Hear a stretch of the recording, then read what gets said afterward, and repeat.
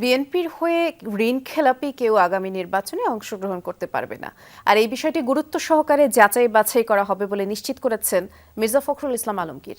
দ্রুত নির্বাচনের দাবি জানিয়ে তিনি বলেছেন, নির্বাচিত সরকারই সংস্কার কার্যক্রম বেগবান করতে পারবে। আর আলোচকরা মনে করেন, আর্থিক খাতে স্বচ্ছতা এবং জবাবদিহিতা নিশ্চিত করতে রাজনৈতিক প্রতিশ্রুতি দরকার। শ্বেতপত্র অতঃপর অর্থনৈতিক ব্যবস্থাপনা সংস্কার ও জাতীয় বাজেট নিয়ে সিম্পোজিয়ামের আয়োজন করে অর্থনৈতিক শ্বেতপত্র প্রণয়ন কমিটি।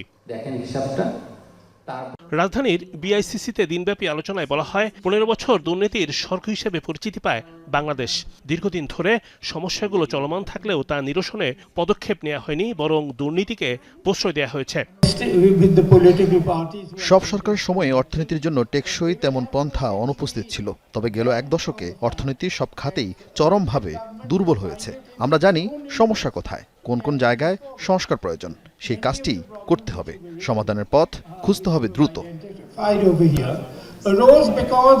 স্বচ্ছতা, জবাবদিহিতা ঠিক রাখবো, জনগণের গণতন্ত্রের ধারা ঠিক রাখবো, এই কাজটা করা দরকার বলে আমরা মনে করি। রাতারাতি সবকিছুর পরিবর্তন সম্ভব নয় উল্লেখ করে বিএনপি মহাসচিব বলেন, একমাত্র নির্বাচিত সরকারই সমস্যাগুলোর দ্রুত সমাধান করতে পারবে। একটি নির্বাচিত সরকারই একমাত্র সরকার হতে পারে যারা এই সমস্যাগুলো সমাধান করতে পারে, কারণ তারা জনগণের ম্যান্ডেট নিয়ে আসে, তার সেই শক্তিটা তৈরি হয়। বিভিন্ন প্রতিষ্ঠানগুলো যা গণতন্ত্রের জন্য সবচেয়ে বেশি দরকার, রাষ্ট্রের জন্য দরকার, অর্থনীতির দরকার, সেই প্রতিষ্ঠানগুলোকে গত 15 বছরে একেবারে ভেঙে ফেলা হয়েছে। স্পষ্ট করে মির্জা ফখরুল বলেন, আগামী নির্বাচনে বিএনপি থেকে ঋণ খেলাপি কেউ প্রার্থিতা পাবে না। অবশ্যই আমরা ডিফল্টারদেরকে যেন নমিনেশন না পায় তার জন্য আমরা চেষ্টা করব, অত্যন্ত সচেতনভাবে চেষ্টা করব। সমাজের অবহেলিত খেটে খাওয়া মানুষদের চিন্তাগুলো রাজনৈতিক দর্শনে অন্তর্ভুক্ত করার তাগিদ দেন বিএনপি মহাসচিব।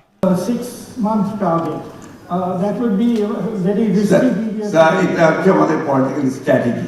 রিমন রহমান, যমুনা নিউজ, ঢাকা।